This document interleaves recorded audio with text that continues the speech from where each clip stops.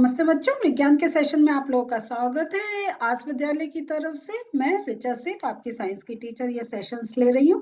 तो जैसा आप लोग चैप्टर देखकर एकदम समझ गए होंगे, आज से हम लोग एक नया चैप्टर स्टार्ट कर रहे हैं, वो है बल तथा दाब। अब देख रहे हैं आपके बल मीन्स फोर्स और दाब जब हम कोई एक प्रेशर लगाते हैं किसी चीज पर, तो बल और दाब ये दोनों साथ चलते हैं। क्योंकि जब हम किसी चीज पर बल लगाते हैं, कोई फोर्स लगाते हैं, तो क्या होता है जब हम किसी चीज को पर बल लगाते हैं? वो दब जाती है ना, या वो अपने स्थान से थोड़ा सा हिल जाती है। और थोड़ा हिलती है या कोई हल्की चीज है वो बहुत एक अपना स्थान परिवर्तित कर लेती है। तो ये चैप्टर में यही चीज हम समझने जा रहे हैं कि बल तथा दाब ये आपस में कैसे एक आपस में रिलेटेड हैं। और इसके साथ साथ हम और बहुत सी चीजें इस चैप्टर में समझेंगे। तो देखते हैं, इसको समझने के लिए हमें अपना चैप्टर खोलना होगा। तो जैसा आप जानते हैं कि हमेशा हमारा यह सेशन में आपको आपके पास आपकी बुक होनी चाहिए। तो आप अपनी बुक खोलिए, हम भी अपनी बुक यहाँ पर खोलते हैं। सो बच्चों देखिए, आपका नया चैप्टर स्टार्ट हो रहा है बल तथा दाब। और इसमें हम ये देख रहे हैं कि जब भी हम कोई अपना चैप्टर स्टार्ट करते हैं, कोई नया पार्ट स्टार्ट करते हैं, हमेशा यह होता है कि आपने इससे पहले वाले क्लास में क्या सीखा है, या इससे पहले कोई उससे रिलेटेड कोई चैप्टर पढ़ा है तो आपने उस पर क्या पढ़ा है। तो जैसा हम लोग पहले अपने, अगर कहीं हमारा जो पूर्व ज्ञान है, तो उससे हम ये सीख चुके हैं कि वस्तुएं किस प्रकार गति करती हैं। सो हम लोग ये देखते हैं कि वस्तुएं अगर हम देखें, वो हल्का भी गति करती हैं, तेज भी करती हैं और बहुत अधिक गति से भी चलती हैं। तो ये जो है, तो इसमें जैसा आपसे पूछा जा रहा है कि ये हम कैसे ये एक निश्चित कर पाते हैं कि कोई वस्तु दूसरी वस्तु से अधिक तेजी से गतिशील है। आप बताइए, आप किस प्रकार ये एक ज्ञात कर लेते हैं। जैसे अगर हम कहें, अगर हम साइकिल का कहें और अगर हम एक कोई ट्रेन को कंपेयर करें, तो आप एकदम कह सकते हैं ना कि ट्रेन की गति साइकिल से अधिक होती है, या जो साइकिल है उसकी गति ट्रेन से अधिक होती है। जरा सोच के बताइए। आप एकदम कह देते हैं ट्रेन की गति तो साइकिल से अधिक होती है। तो गति को देखें हम कैसे एक करते हैं कि हम अपनी, अगर सामने हम किसी चीज को विजुअलाइज कर रहे हैं, मीन्स हम अपनी आंखों से अगर किसी कुछ देख रहे हैं, तो एक है साइकिल हम देख रहे हैं, वो धीरे धीरे हमारी आंखों के सामने से जा रही है। और वह उसी समय अगर ट्रेन निकलती है तो लगता अरे, ये तो अभी तो हमारी आंखों के सामने थी, अब हमें वो काफी दूर दिखाई दे रही है। दूसरा, अगर हम गति के बारे में सोचे तो हमको ऐसे भी पता चलता है कि एक स्थान से दूसरे स्थान पर पहुंचने के लिए हम अपना समय एक देखते हैं। अगर हम बस से जाते हैं या हम साइकिल से जाते हैं, तो हम देखते हैं कि हम साइकिल से जा रहे हैं तो बहुत अधिक समय लग रहा है, बस से जा रहे हैं तो साइकिल से कम लग रहा है। लेकिन अगर हम ट्रेन से जा रहे हैं तो क्या हो रहा है, और कम समय में हम पहुंच पा रहे हैं। तो उस बेसिस पर भी कि एक डिस्टेंस को हम कितने टाइम में कवर कर रहे हैं, उसके अकॉर्डिंग हम ये भी एक जज कर लेते हैं कि वो जो एक वाहन है जिसके द्वारा हम एक अपना कहें हम एक जा रहे हैं, तो किसकी गति अधिक है। ठीक है, तो इस प्रकार हम वो जो वाहन है वो कितना समय एक पर्टिकुलर डिस्टेंस को कवर करने में ले रहा है, तो उसके अकॉर्डिंग हम एक पता कर लेते हैं कि कौन वाहन एक तेज गतिशील है। तो फिर दूसरा आपसे प्रश्न पूछा जा रहा है कि किसी वस्तु द्वारा एकांक समय में चली गई दूरी का क्या सूचित करती है।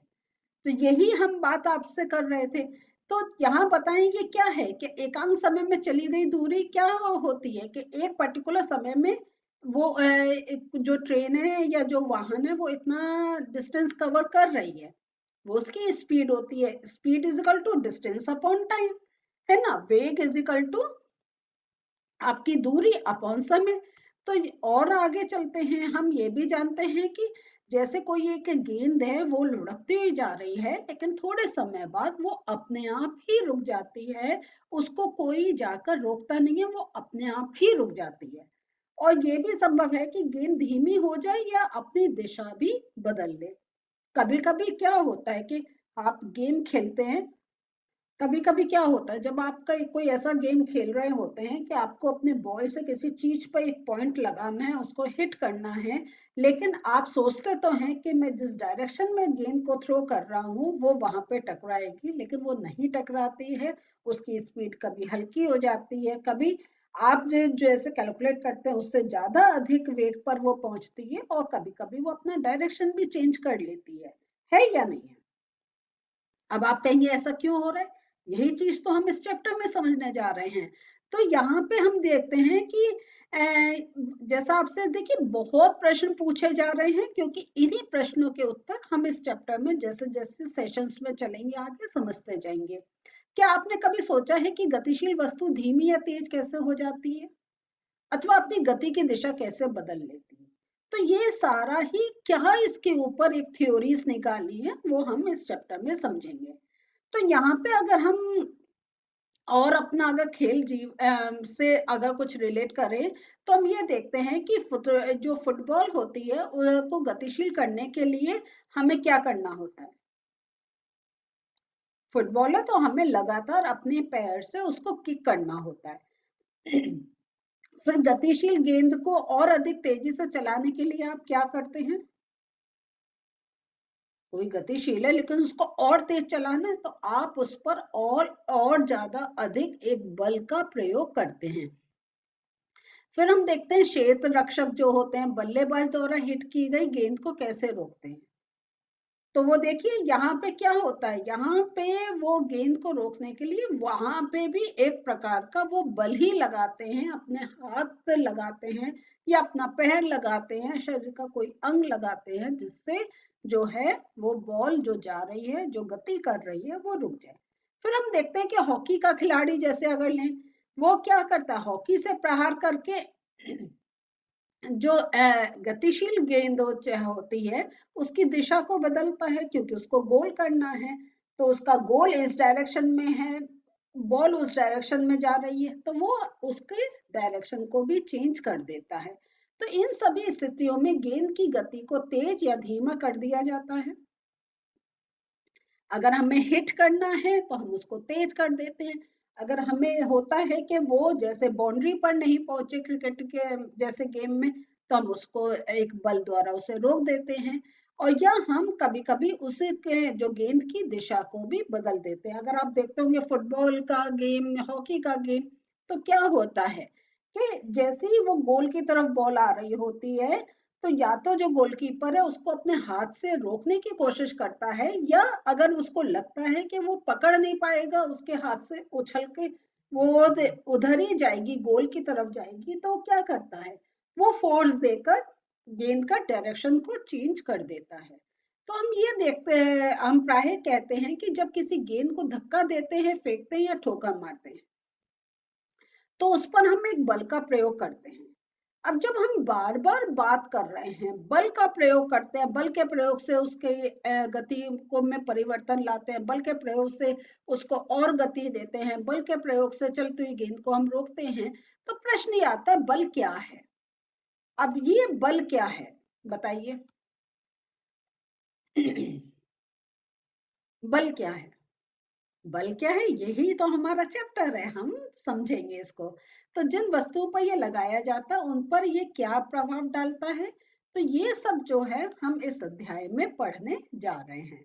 तो वो अब बल क्या है, आप जैसा देख रहे हैं बल भी हम देख रहे हैं, दो प्रकार का हम देख रहे हैं, अपकर्षण या अभिकर्षण।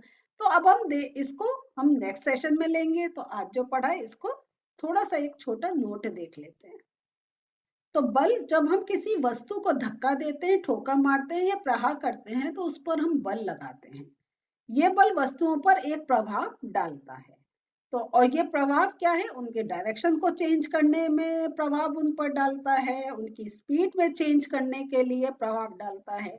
तो बल इसका अर्थ है कि हमें इसको और डिटेल में समझना होगा। तो जैसा मैंने आपसे कहा था कि ये बल के बारे में हम अपने आगे आने वाले सेशन में समझेंगे और देखेंगे कि किस प्रकार जो बल है वो भी अलग अलग प्रकार का होता है, और वो अलग अलग प्रकार का इसका अर्थ है कि वो अलग अलग वस्तुओं पर भी अलग अलग प्रकार से लगता है। तो बहुत कुछ सीखना है इस चैप्टर में। सेशंस अटेंड करते जाइए, आप इस चैप्टर को अच्छी तरीके से समझते जाएंगे। मिलते हैं नेक्स्ट सेशन में। बाय।